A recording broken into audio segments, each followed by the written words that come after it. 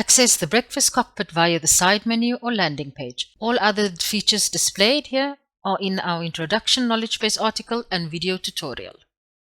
For the purposes of this video, I will be the breakfast supervisor at this property. I review the figures from yesterday, and that I can easily do by hovering over the bar here, and I get a breakdown of exactly what is in the system. On the right hand side, I can click on the day and see the hours imported from the timekeeping system, and if I'm happy with that, I save it. The weather feature is activated. This is especially useful for properties with outdoor restaurants, bars, pubs, a swimming pool, and even properties which is near the airport. It displays the weather up to 10 days in advance. Dates that are written in the color purple means a national holiday. This is country specific and does not include Christmas Day and New Year's Day. There are two options in the cockpit: productivity and hours. Here's a breakdown of the daily hours from the actual schedule that's imported into PMI. Various indicators on this chart, for example, covers guests same day, smart forecast, productive hours, and so on. Click a legend to activate it on the graph. Everything to the left of the black dotted vertical line are the historical hours and what the smart forecast was. To the right, the hours in the current schedule. I'm able to check if yesterday's figures are correct. If there is good alignment, great. However, let's deep dive into the figures. Here I can see that there was nothing extraordinary happening. No training or sick leave. We used just over 16 hours, a few hours less than the smart forecast, and looking at yesterday's amount of covers, it looks okay. So what can we learn from the last 21 days? Are the days where we were overstaffed or understaffed? How was the service affected by the different staffing levels versus the activity levels? Did it impact the guest experience?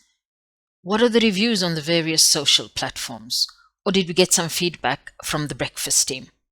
Over and understaffing can be a tricky one, because when we are understaffed, then the team does not have enough time to take care of the guests as per our service standards. It also affects our revenue negatively, as for example, we could have sold another bottle of bubbly to the group enjoying the Mother's Day breakfast. But as we were understaffed, we missed that opportunity.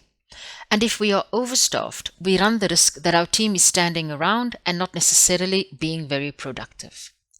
It's too late to adjust this now. However, is there anything we can do to improve on the results for this month? For example, could we speak to the front office manager to let the receptionist know that in check-in they could focus on selling breakfast to those guests with breakfast excluded packages, for example? Factors I could consider in the long run. Is there a natural flow around the breakfast buffet? Are the different items set up in the most natural sequence to avoid people from crossing their own and others' paths? Are all items easily visible to keep the guests from stopping up and looking around to find what it is they actually want? Could we change the table setup without compromising guest experience? Can some of the tasks perhaps be automated? The coffee, tea, milk, water, juice, or cereal station, for example. Do we need a person to stand at the door? Or can the process of checking room numbers be done at the table or with an automated card reader? How easily can a wait run replenish missing items or restock the food or beverage or even tableware? When last did I do something for the well-being of my team? When was the last time we had an occupational health and safety course for the team? Moving on to the future. This I can do something about today. The blue bars represent what is in the actual schedule. How aligned are the hours with the smart forecast? Are there differences? Let's take a closer look. Are there days that I am understaffed or overstaffed compared to the amount of covers each day expected for the rest of the month? Can I move around the hours a bit so that I have the correct staffing levels where needed? A few minor tweaks here and there should be enough to get a favorable result at the end of the month. Best practice recommends looking 7 to 10 days ahead, and that would take me to the end of the month. Moving down further on the left here, you can follow the accumulated hours month to date or include the hours scheduled by month end. Choosing your local currency allows you to follow the accumulated labor cost per hour which is calculated based on your reported total labor cost. Two more view options here. Total productivity. This includes productive and non-productive hours. Your non-productive hours are hours that are paid for by the property, but it was not part of your regular workday. So it could include PMI training, short and long-term sick leave, mandatory fire drill and evacuation training, and so on. The other, operational productivity, is the productive worked hours. On the right-hand side of the screen, you have the data table with all the relevant information for the month you are focusing on. Here you have the month-end forecasted hours. These are the hours you need to serve the forecasted cost driver. And the cost driver here is covers guests same day. So how to calculate the productivity target? Use the cost driver, which is covers guests same day, and divide it by the hours forecasted for the month. And there you have your productivity target. And here for breakfast, it's how many guests a waitron serves in an hour. And to calculate the smart forecast, which is this yellow line on the graph, this would be your daily cost driver divided by the amount of covers a waitron serves an hour. If we look at the figures, we see that our live forecast is just over 704 hours for the month.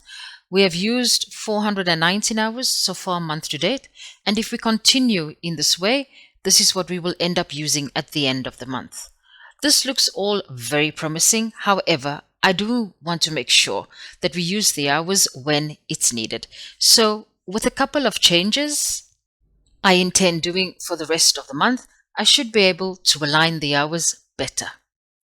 All these figures are updated daily from your property management system, PMS, to ensure you can make good decisions at any time. You can manually input hours here. If, for example, the hours have not been scheduled in your timekeeping system, or you've forgotten because someone is sick and you needed another person to work. However, changes you make manually here will not be reflected in your TKS. Also, all the hours from the schedule module will appear here. Use the note function as often as needed. This is a great way to keep track of unforeseen hours used on a specific day. It could be anything from staff on training or even sick leave. In this specific example, we had a flight cancellation, so we had 40 extra guests for breakfast this morning. As soon as the comment is saved here, it automatically appears on the management perspective for your general manager to see as well. It's always useful to understand how we ended up with the result. A little bit more on the data table here. The red horizontal line, everything above is the historic days, your past days, and then everything below is all future days. The highlighted one over here is today's date, so that's always in a darker font. Here above, you see the timekeeping system here is called time plan, and here you can see that these hours have been approved in the system. And then looking for today and then tomorrow for the next 2 days, then you see that it's in the color red, and this is because it is future hours that has not yet been updated in the system. And another example, just to show you very quickly, this is a cockpit that has not been saved from yesterday, and as you can see here, the time plan hours, the timekeeping system is in red, so hasn't been saved yet in the system. You are also able to click on any past day on your TKS system, and here you get an overview of all the hours used and exactly what it was. Further down on the data table is your month-to-date figures. Here you see how you are doing so far this month compared to the forecast, and month-end to see what you will end up with if you want to continue in this manner. This gives you a quick glimpse into any major changes that may be needed for the rest of the month. Here you also have the current average rate per hour, including social cost. Be sure to check that this is correct as it affects the labor costs. Depending on user rights, this may be only visible for you as the cockpit owner. And here, the scheduled hours. This shows the hours added in your PMI schedule.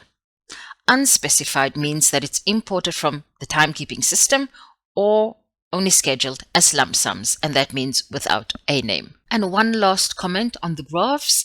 Here's an example of shifts that are missing for the day. Let's do a quick recap of the daily routines in the cockpit. Labor cockpits should be saved at least 5 times a week by the cockpit owner. Update your timekeeping system before working in the cockpit. Look at the current month. Check the hours for yesterday and do adjustments if needed by clicking on the plus sign. If you don't yet have a TKS system installed, you will need to add the actual hours manually. Click on the plus sign for that specific day and enter the hours. Then you need to confirm to update the cockpit. Check yesterday's hours and add your comments. Check the status of your actual productivity and hours month to date and status for the rest of the month. Confirm that if you are behind your month-end target, you will look into the live forecast and schedule and try to align the staffing according to the activity level, meaning the hours used should match the total amount of covers. Moving on to month-end routines, this can be done on the first working day of the new calendar month. Look at the month that passed. Are all the hours complete? Did we reach the productivity target that was set for the month? Summarize the month by adding a general comment. You can write the comment on the last day of the month. Here can be what went well and what the learnings were. Update the current rate here with the actual outcome after the P&L is ready at month-end closing. This task could be on the financial controller's checklist, so be sure to check what your property's routines are. And as always, don't forget to save. More information on the labor cockpit can be found in our knowledge base article and video tutorial series. Thank you and take care.